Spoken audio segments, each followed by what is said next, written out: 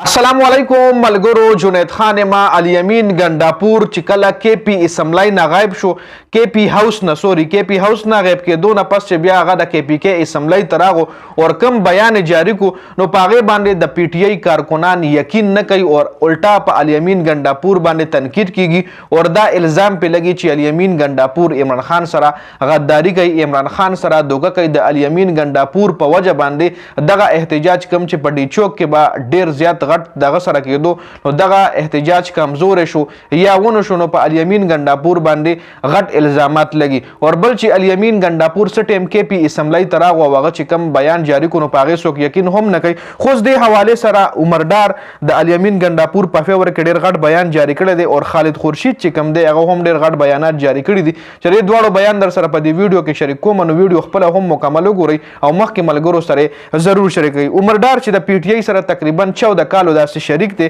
عمردار بیان جاری کړی دی چې ما په پی ټی آی کې ډیر وخت تیر کړی دی خو ما گنڈاپور عمران خان سره شانه بشانه لیدلې دی مطلب عمران خان سره گنڈاپور دوکا نشي کولی گنڈاپور یو سینسیر سړی دی عمران خان سره په ایماندارۍ باندې لګیا دی نو هغه عمران خان سره دوکا نشي کولی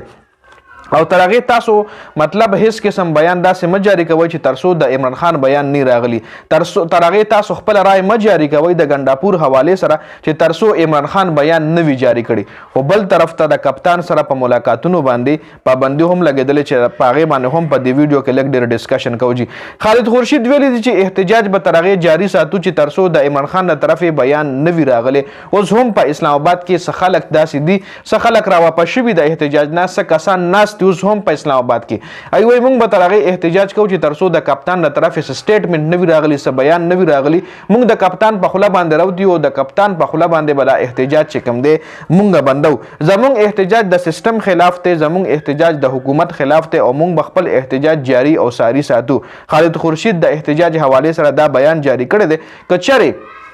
زموږ مین لیډرشپ هم په دې احتجاج کې نوی مونږ به یو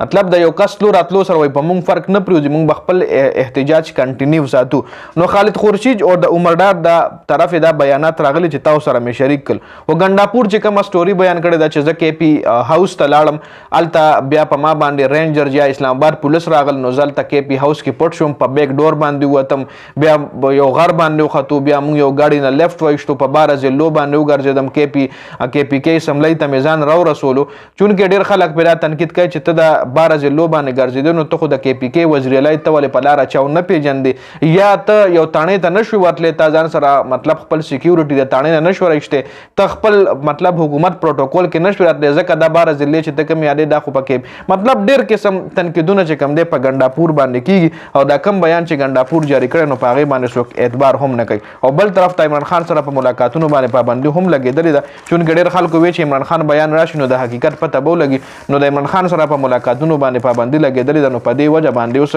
18 اکتوبر پورې دا پابندي د عمران خان سره خو بیا به هم وکیلان خپل کوشش کوي د عدالت په اجازه باندې به عمران خان سره د ملاقات کولو کوشش کوي دا اپډیټ سو د ویډیو کتلو زیات مننه جی والسلام